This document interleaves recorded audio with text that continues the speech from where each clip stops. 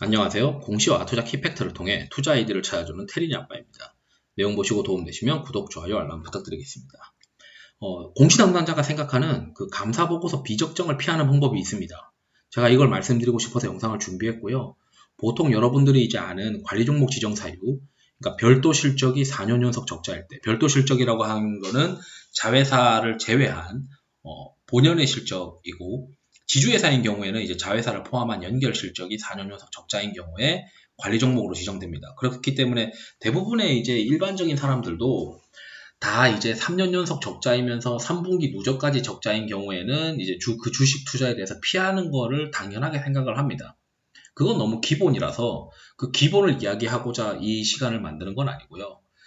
그 감사 의견 비적정을 이번과 같이 주주총회 일주일 전에는 감사 보고서를 제출을 해야 되는데 그 감사 보고서가 갑작스럽게 의견 거절 또는 감사 범위에 대한 한정이 나오는 경우가 있습니다. 그런 걸 어떻게 피하느냐? 그거를 피하는 방법이 분반기 보고서를 잘 보면 되는데 대부분 이제 분반기 보고서를 그리고 공시를 잘 안 보죠. 그러다 보니까 이런 일들이 자꾸 벌어지는 겁니다. 피할 수 있었음에도 불구하고 피하지 못하는 경우들이 종종 있습니다. 한번 내용 보시도록 하시죠. 당일 이제 그 감사 보고서가 안 나와가지고 문제가 되는 기업들이 꽤 많은데 그래도 시장에 좀 임팩트가 있었던 기업들 중에서 재밌다기보다는 어쨌든 영향을 줬던 기업들을 위주로 보도록 하겠습니다. 그리고 그 기업들을 보기 전에서 결론부터 말씀드리면 이 6가지를 한번 잘 생각을 해보셔야 돼요.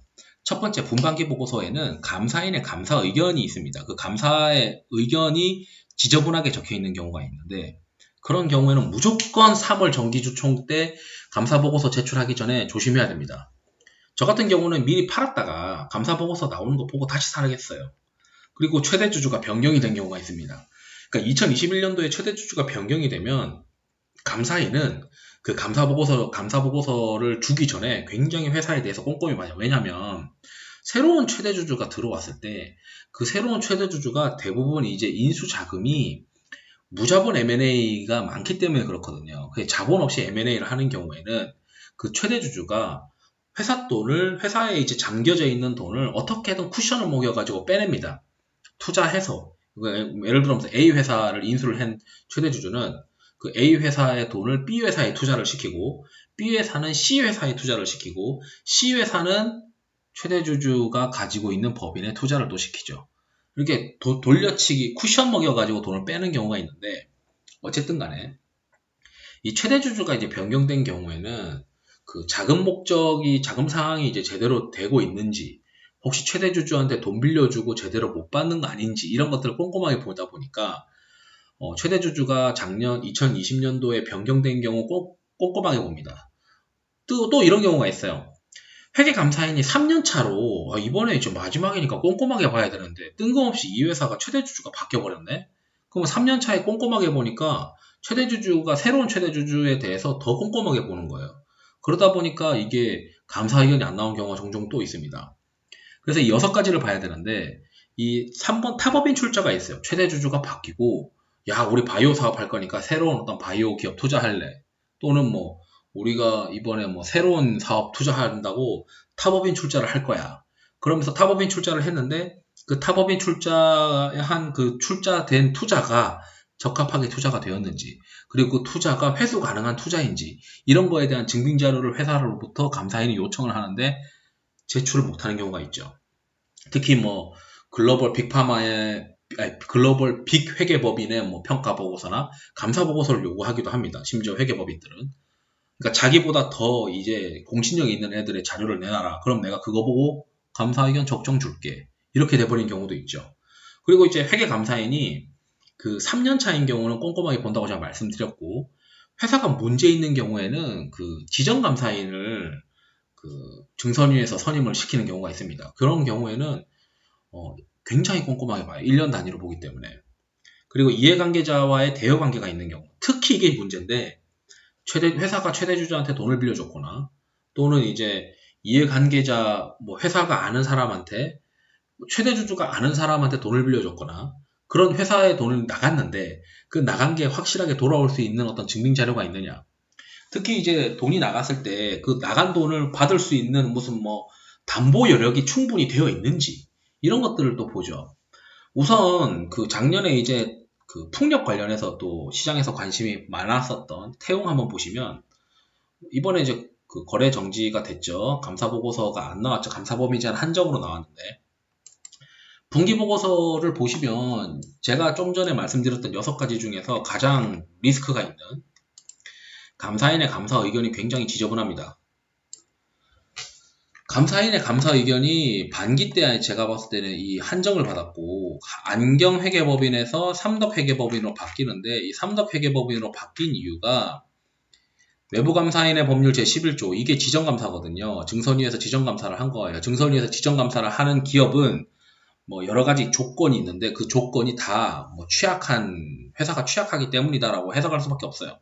그렇기 때문에 이 태용이라는 기업은 여기 감사인의 감사 의견을 보신 분들은 야 3월 감사 보고서가 제대로 적정으로 나올 거라고 하는 거는 도박에 가깝지 않냐라고 저는 그렇게 생각을 해요. 그렇기 때문에 저 같은 경우는 그냥 팔았다가 다시 사면 되지.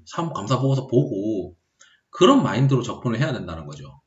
그리고 두 번째로 최근에 이제 수소차로 뜨겁게 시장에 관심을 받았다가 박살이 난 기업이 있는데 이 기업도 제가 봤을 때는 그 뭐 출자가 이제 뭐 미뤄진다 뭐 이런 게 있었던 것 같아요. 뭐 금융 투자 그 애널리스트가 뭐 보고서도 쓰고 그랬는데 제가 이제 이 여의도에서 그리고 과거 이 금융시장 역사상에서 여러분들이 좀 오랫동안 투자해 보신 분들 알겠지만 코스닥 기업이 중국에 있는 어떤 애들 뭐 법인이든 뭐 중국의 어떤 뭐 정부기관이든 어디든 간에 조인트 벤처 한다? 그러면은 이때까지 성공한 기업이 하나도 없습니다.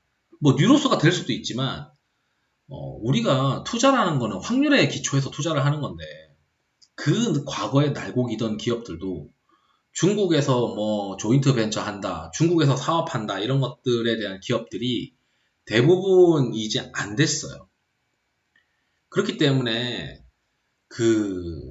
항상 이 뭐 조인트 벤처 한다는 거는 저는 색안경 끼고 봅니다. 그래서 그냥 이거 좋다고 했던 분들이 있었는데 그냥 한 귀로 듣고 한 귀로 흘려버렸죠.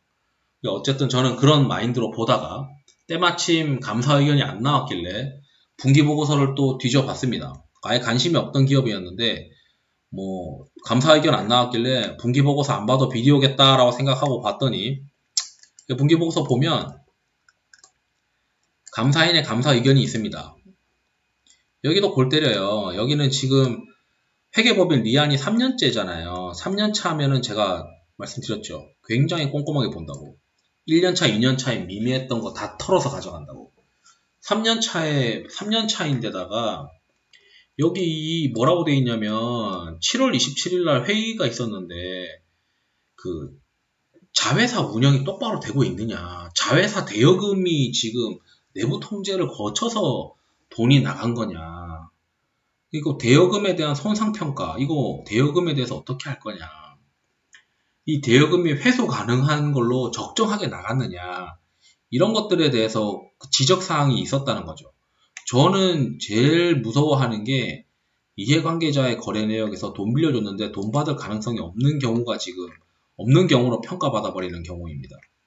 여기 이제 대여금들이 있는데 이 대여금 제가 여기 나와 있듯이 말씀드렸듯이 이해관계자와 대여관계 있고 분반기 보고서 감사 의견 이상하단 말이에요. 1번, 6번이잖아요. 여기는 지금 뉴로스는 1번, 6번, 4번 3개 지금 걸리잖아요. 이건 뭐 증설이 지정감사는 OR 조건이니까 전체 5개 중에 지금 3개 걸리는데 저라면은 이거는 무조건 감사보고서 나올 때 시즌에는 조심해야 되고 감사보고서가 그 감사를 언제 하냐면 그 1월 달부터 해요. 그렇다 보니까 1월, 2월 달쯤 되면은 대충 뉘앙스가 나옵니다. 뭔가 좀 쉽지 않은데 뭐 이런 것들이 그래서 이제 주가가 미리 빠지는 경우가 있는데 제가 봤을 땐 뉴로스도 좀 미리 빠진 게 의심스럽긴 한데 어쨌든 간에 요거 3년차 이런 것들 피하셔야 됩니다. 일단 크게 제가 2가지 사례를 들었는데 다른 것들도 보셔도 매 한 가지예요. 최소한 여기에 하나씩은 걸릴 겁니다. 여기에 걸리지 않고 그 감사 의견이 안 나오는 경우도 있는데 그건 거의 드물더라고요. 제가 경험한 상황으로는. 그러니까 회사가 문제되는 것들은 대부분 이런 거고, 여기 6가지에 해당하는 거는 항상 분기 보고서를 보면서 체크를 해야 되고, 감사인의 감사 의견 꼭 보셔야 돼요. 그래서 뭔가 리스크가 있으면은 거기서 이제 놀지 마세요. 특히 3월 정기주총 전 일주일 전에 감사 보고서 나오는 시즌에. 그래서 이상으로 제가 이제 그 상장 폐지 리스크가 있는, 그리고 감사 의견이 갑자기 비적정으로 나오는 것을 어떻게 하면 잘 피할 수 있을지에 대해서 영상으로 이렇게 꿀팁으로 남겨놨습니다. 이상으로 영상 마치도록 하겠습니다. 투자에 도움이 되시길 바랍니다. 감사합니다.